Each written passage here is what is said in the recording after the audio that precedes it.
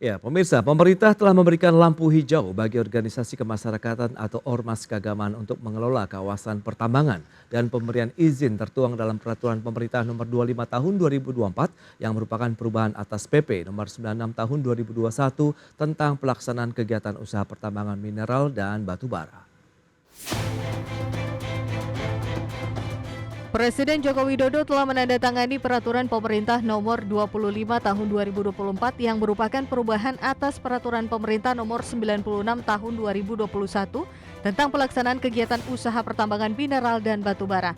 Dalam belai terbaru ini, pemerintah telah menambahkan pasal 83A di antara pasal 83 dan 84 yang mengatur tentang penawaran wilayah izin usaha pertambangan khusus atau WIUPK kepada organisasi kemasyarakatan atau ormas keagamaan. WIUPK yang dimaksud dalam belai yang ditetapkan dan diundangkan pada tanggal 30 Mei 2024 ini adalah wilayah bekas perjanjian karya pengusahaan pertambangan batubara atau PKP2B.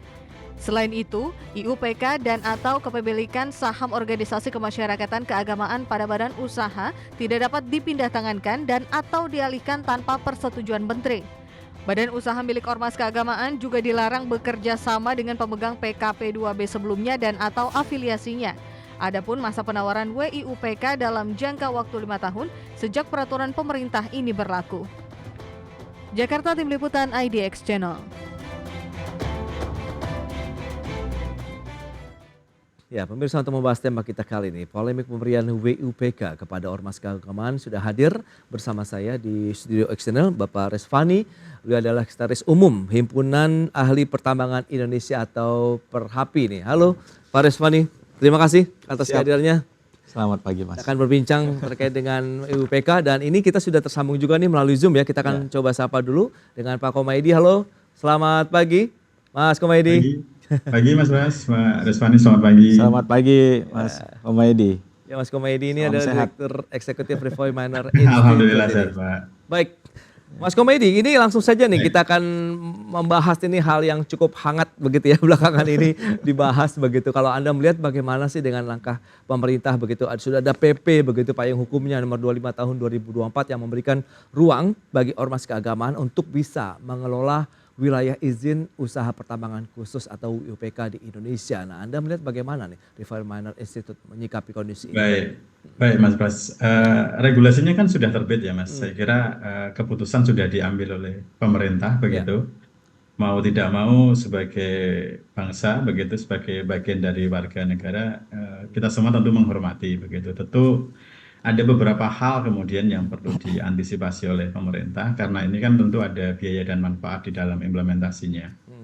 Kalau lihat ketentuannya kan ini ditawarkan ya, nantinya kan tidak secara otomatis, tentu ada mekanisme secara teknis dan bisnis. Oke. Yang pertama, yang kedua aspek ekonomi sosialnya saya kira yang perlu diantisipasi ya Mas. Yang pertama ekonominya mungkin yang perlu diantisipasi. Yang pertama adalah ini kan bekas yang sudah ditinggalkan dalam artian memang wilayah kerja bukan baru begitu Mas. Nah ini yang perlu diidentifikasi mungkin secara keekonomian proyeknya masih masuk atau tidak. Jangan sampai kemudian nanti malah menjadi beban bagi teman-teman yang mendapatkan wilayah kerja yang bersangkutan begitu. Termasuk dalam hal ini kan khususnya yang kita bahas adalah ormas begitu. Jangan sampai kemudian malah jadi beban tambahan bagi mereka begitu. Tapi yang sederhana sebetulnya apapun itu urusan itu sebaiknya diserahkan pada ahlinya ya Mas. Jadi saya kira pesan kalau kami kebetulan di Muslim begitu, kalau di dalam seruan dalam Quran dan hadis itu memang disarankan untuk menyerahkan segala sesuatu supaya optimal itu pada ahlinya. Jadi kalau dokter ya, kalau orang sakit ya perginya ke dokter begitu ya, bukan ke tukang las atau apa. Baik. Jadi analoginya demikian gitu Mas. Itu dari aspek ekonominya. Jadi kalau diserahkan ke ahlinya tentu akan optimal. Tapi yang mengkhawatirkan adalah dari aspek sosialnya ya Mas, sosial masyarakat. Karena kan ini diserahkan pada ormas dan ormasnya kan tentu tidak satu. Yang dikhawatirkan kalau ada gesekan horizontal ini yang perlu diantisipasi saya kira jauh-jauh sebelumnya.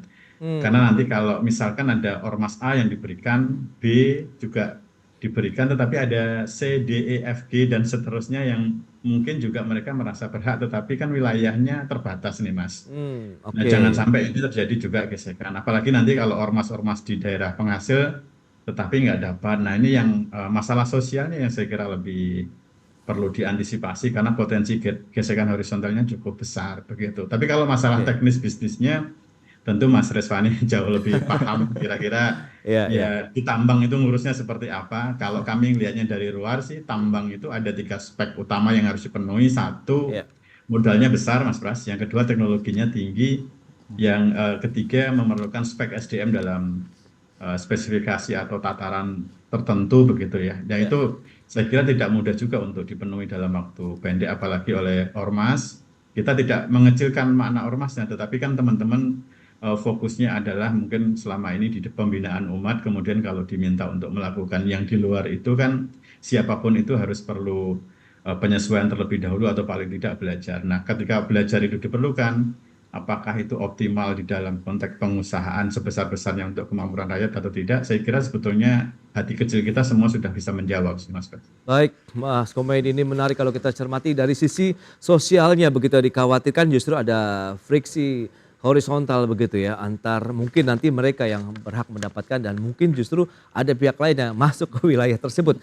Baik, kita ke Pak Reswani, ini menarik sebagai tenaga ahli pertambangan melihat kondisi seperti saat ini. Saat ini memang sudah ada lampu hijau diberikan penawaran kepada organisasi masyarakat keagamaan untuk mengelola wilayah izin usaha pertambangan khusus. Silakan. Baik, terima kasih Mas Pras, Pak Komaydi dan semua pemirsa yang saya cintai tentunya. Jadi berkenaan dengan peraturan pemerintah yang telah terbit ya, nomor 25 tahun 2024, belum 1 pekan peraturan ini terbit, kita harus melihat secara komprehensif ya mengenai pertambangan ini. Khususnya nanti akan saya bahas sampai kepada ke ormas gitu ya. Jadi kita mulai dari konstitusi dulu Mas. Ya, jadi dasar hukum dari semua ini adalah Undang-Undang Dasar Pasal 33. Bumi, air, kekayaan alam yang terkandung di dalamnya itu dikuasai oleh negara. Baik. Dan dipergunakan sebesar-besar untuk kemakmuran rakyat. Oke. Nah, Bung Hatta yang menyusun ini ya diterjemahkan ini, rakyat ini bukan hanya rakyat yang sekarang, tapi juga nanti anak cucu kita juga harus bisa merasakannya. Oke. Nah, bergerak dari konstitusi, maka pemaknaan dari pertambangan itu sebagai non-renewable resources harus bisa kita transformasikan secara ekonomi, ya, secara kesejahteraan dan juga pembangunan manusia Indonesia itu secara berkelanjutan. Oke. Karena dia tidak bisa diperbaharui, maka satu ketika dia akan habis, maka ekonomi itu harus semakin mandiri ke depannya pada saat non-renewable itu habis, itu ya. Itu yang pertama. Yang kedua, bahwa di dalam azas pertambangan ini juga kita azas adil ya, azas berkeadilan dan juga pemerataan. Artinya siapa saja sebenarnya diberikan ruang ya, di negara ini untuk bisa mengelola pertambangan gitu ya. Maka dari itu atas hal tersebut pemerintah dengan fungsinya sebagai pembuat kebijakan dan juga membuat peraturan gitu ya, itu merumuskan di dalam Undang-Undang 4 tahun 2009 ya, yang pertama kita 1167 itu pertama investasi pertambangan undang-undangnya, itu dasarnya konstitusi kita tadi, lalu dilanjutkan dengan perubahan zaman di Undang-Undang 4 tahun 2009. Yang terakhir diperbaharui lagi 4 2009 jadi Undang-Undang 3 tahun 2020.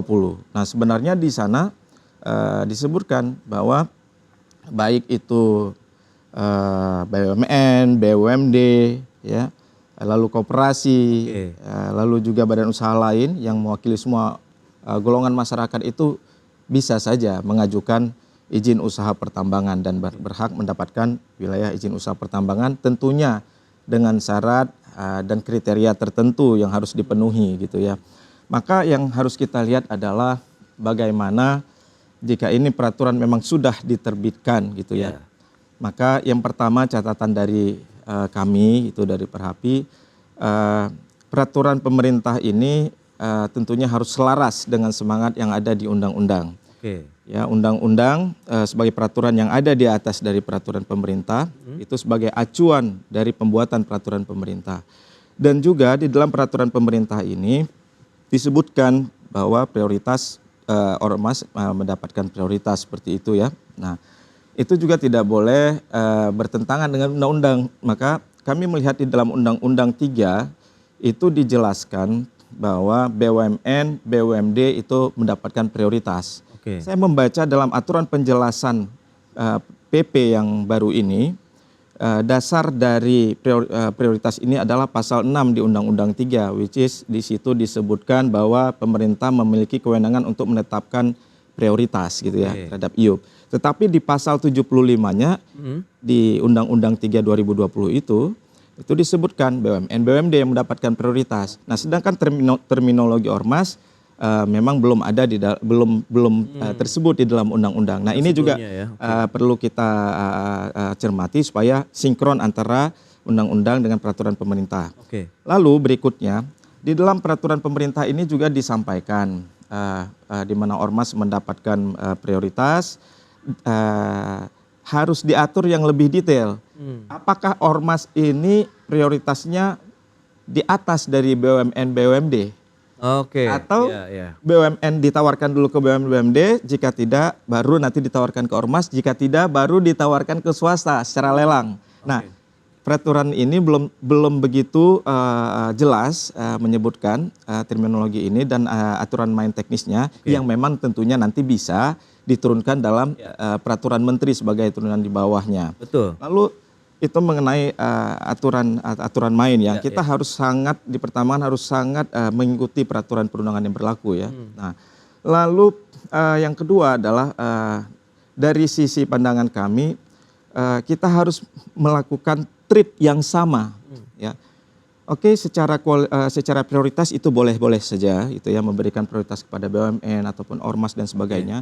Tetapi dalam hal treat secara implementasi, pelaksanaan gitu secara ya. keahlian lah. Keahlian misalnya, itu kan ada syarat ketentuan yang harus dipenuhi. Contoh pertama, baik BUMN, BUMD, swasta ataupun ormas itu semuanya harusnya juga akan membayar semua penerimaan negara gitu ya. Seperti pajak ada maupun royalti juga lah ya. royalti, iuran tetap, iuran produksi gitu ya. Lalu juga mungkin pada saat dia diberikan ataupun pengajuan untuk mendapatkan WIUPK gitu ya, maka di sana ada yang tadi Mas Komedi juga sampaikan itu bekas area PKP 2B ya. Yang diatur di sini PKP 2B, belum mineral. Di sana kan ada data yang sudah terlebih dahulu tersedia atas kegiatan-kegiatan eksplorasi sebelumnya, ya kan? Nah, data itu ada yang dinamakan dengan kompensasi data informasi yang merupakan salah satu dari penerimaan negara bukan pajak.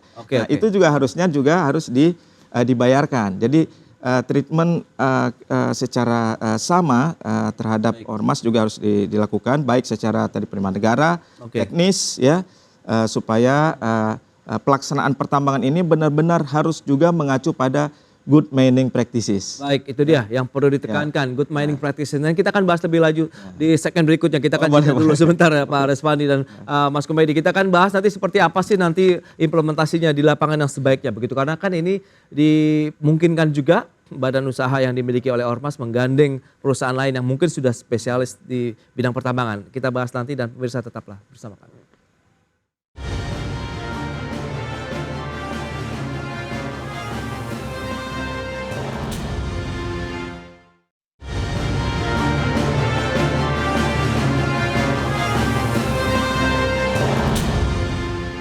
Baik, pemirsa, semakin menarik perbincangan kita ini terkait dengan upaya pemerintah. Ini memang kalau kita lihat semangatnya adalah meningkatkan kesejahteraan masyarakat begitu ya, dengan adanya bagaimana lampu hijau ataupun kesempatan diberikan juga begitu untuk organisasi kemasyarakatan begitu yang berbasis keagamaan untuk bisa mengelola wilayah izin usaha pertambangan khusus. Nah, Mas Komedi mungkin bisa menyikapi juga langkah ini apakah cukup efektif kalau memang tadi semangatnya meningkatkan kesejahteraan masyarakat begitu bagi ormas-ormas yang sudah memiliki kegiatan usaha ataupun yang memang berkecimpung ataupun aktif dalam berkegiatan bisnis ataupun ekonomi yang ditekankan. Anda melihat bagaimana? Karena kan ini ditawarkan juga nanti ormas bisa menjalin kerjasama dengan pihak lain yang mungkin sudah berpengalaman di bidang pertambangan ini. Mas Komaydi, silakan. Cara teori di atas kertas mungkin bagus ya. Tujuannya atau semangatnya kan sebetulnya juga bagus. Tetapi Oke. di dalam implementasinya kan tidak sesederhana itu ya, Mas Bas. Jadi Oke.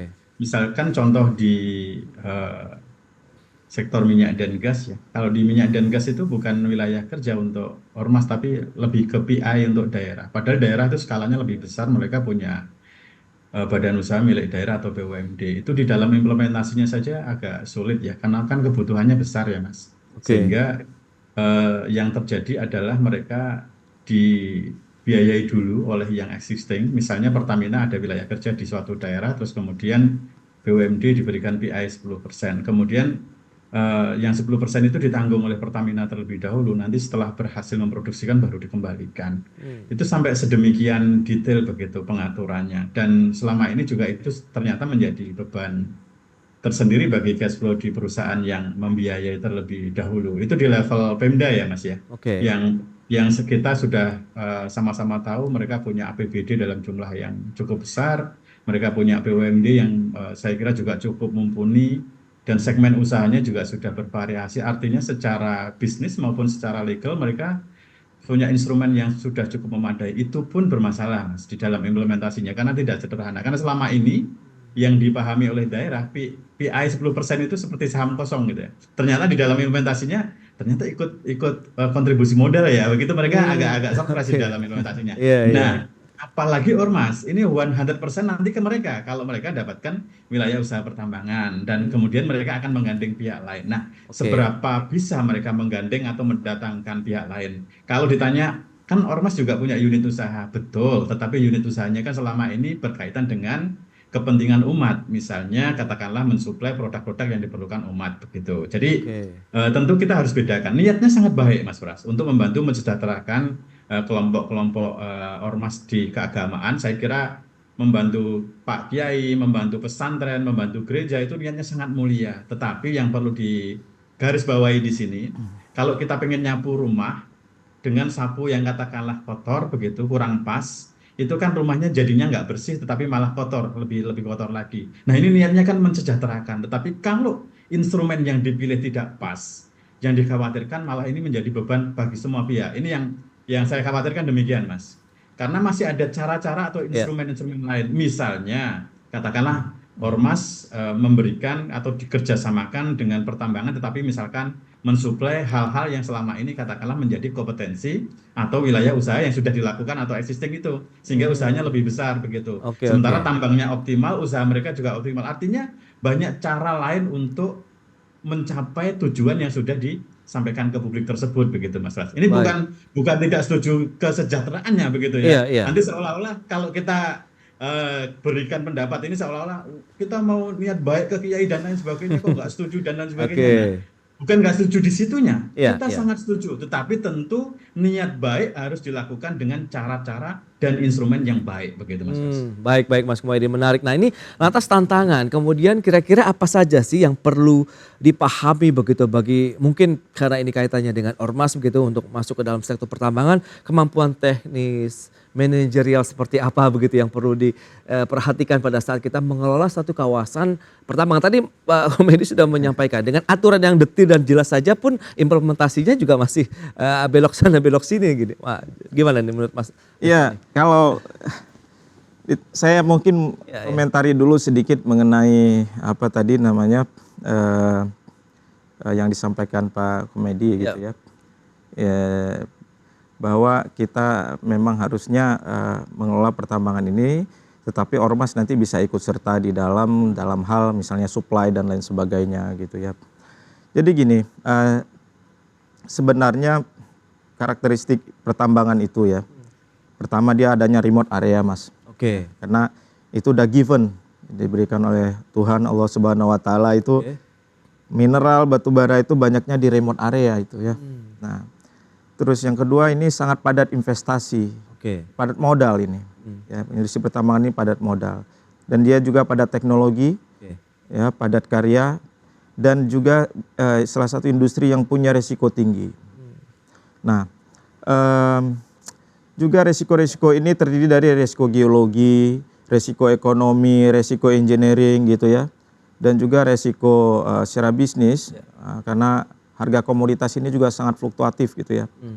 Nah, maka dari itu kalau tadi pertanyaan dari Mas Pras, apa kompetensi teknis dan manajerial yang harus dimiliki gitu untuk bisa mengelola pertambangan ini gitu. Nah, jadi kita lihat saja mulai dari kita eksplorasi ya Mas. Nah, mulai kita dari eksplorasi, saya selalu menyampaikan bahwa rasio kesuksesan eksplorasi itu sampai dengan bisa tambang itu diproduksi itu hanya di bawah 5%. Di bawah 5%. Jadi Meskipun ini juga tambang juga yang pernah dipakai misalnya. Ya, ini secara umum saya sampaikan ya. Jadi dari secara rasio kesuksesan itu 5%, gitu ya, di bawah 5%. Artinya jika nanti tergantung data, ya, data yang tersedia dari X tambang ini seperti apa. Kalau perlu eksplorasi lanjutan, maka belum tentu juga nanti akan bisa ditambang. Nah, tapi jika data telah tersedia dengan baik, secara keekonomian itu dihitung, nah itu secara resiko geologi maupun resiko ekonominya sudah turun gitu ya. Nah, tapi tetap dia padat investasi. Pada saat dia mau mulai operasi kan dia juga harus melakukan persiapan-persiapan operasi. Kalau dia tidak menggandeng kontraktor tambang, maka dia harus investasi alat berat. Dia harus investasi untuk membangun infrastruktur. Kalau belum ada listrik harus bangun jaringan listriknya. Atau dia juga harus membangun jalan gitu untuk haulingnya gitu dan sebagainya. Nah, jadi mulai eksplorasi sudah seperti itu, masa konstruksi seperti itu, dan pada saat melaksanakan kegiatan operasi, itu resiko teknis juga sangat tinggi gitu. Masalah keselamatan kerja, ya saya sering menyampaikan itu hal yang sangat krusial di pertambangan gitu ya. Safety first Mas gitu ya. Jadi mulai hubungan antara keteknikan dengan keselamatan itu sangat erat gitu ya. Bagaimana skill dari setiap operator tambang itu harus mengikuti SOP yang sangat rigid gitu ya. Dalam mengoperasikan alat gitu ya. Harus mengetahui bagaimana situasi dari lereng-lereng tambang itu seperti apa. Dan sebelum itu juga harus dihitung dulu supaya tidak terjadi longsor, tidak terjadi banjir dan sebagainya, flow dari air dan sebagainya. Dan selain itu juga kita sangat harus berhati-hati dengan pengelolaan lingkungan gitu ya. Nah, skill lingkungan ini juga bukan hal yang murah gitu. Investasi lingkungan itu juga investasi yang tinggi. Biaya lingkungan itu biaya yang tinggi juga yang harus dipersiapkan. Ada jaminan reklamasi, jaminan penutupan tambang gitu ya, supaya memastikan semua kegiatan pertambangan ini secara lingkungan itu comply dan dapat menjaga kelestarian lingkungan ya setelah berakhirnya operasi pertambangan itu sendiri. Nah, selain itu juga ada resiko sosial Mas. Ini juga itu dia. Jadi resiko sosial, resiko lahan itu ya. Bagaimana nanti deal dengan pemilik lahan itu belum tentu mau dilepas lahannya juga. Karena izin itu tidak serta-merta dia memiliki kuasa atas lahan. Baik. Dan seterusnya lah banyak sekali. Jadi manajerial, skill teknis, pengalaman bisnis, bagaimana meyakinkan investor yang akan nanti ada partner investasi misalnya, Ormas harus menggandeng siapa, apakah dana dari Ormas sendiri sebagai ekuitas dari Ormas yang nanti menjadi pemegang saham. Wah, ini harus hati-hati, jangan sampai blunder juga kepada Ormas. Kita harus rapikan itu semua di dalam peraturan teknis untuk melindungi Ormas juga. Dan untuk juga menjadikan pertambangan dikelola ini mengikuti kaidah-kaidah pertambangan yang baik sehingga dia bisa sustainable untuk masa depan. Yang perlu garis bawahi tadi, kemampuan teknis, kemampuan dari sisi manajerial, dan tadi banyak sekali hal-hal yang berpotensi justru menjadi masalah itu harus segera dimitigasi sejak awal begitu pada saat kita akan mengelola satu kawasan pertambangan. Baik, terima kasih banyak Pak Resmani atas kedatangannya dan informasi yang sudah sampaikan. Pak Komaydi juga terima kasih banyak ini atas analisis yang sudah Anda sampaikan juga kepada pemirsa. Memang kita tunggu nanti implementasinya seperti apa sih aturan turunannya begitu. Semoga apa yang diharapkan dari Pak Komaydi, Mas Resmani ini juga bisa benar-benar terwujud kalau memang tadi tujuannya adalah meningkatkan kesejahteraan masyarakat, Ormas dan lain-lain begitu yang berkorelasi nanti pada saat operasional ini sudah berjalan begitu ya. Terima kasih dan selamat melanjutkan aktivitas Anda kembali.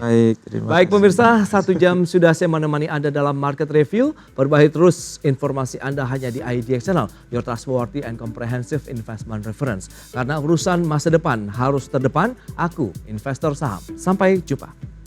Terima kasih banyak Mas.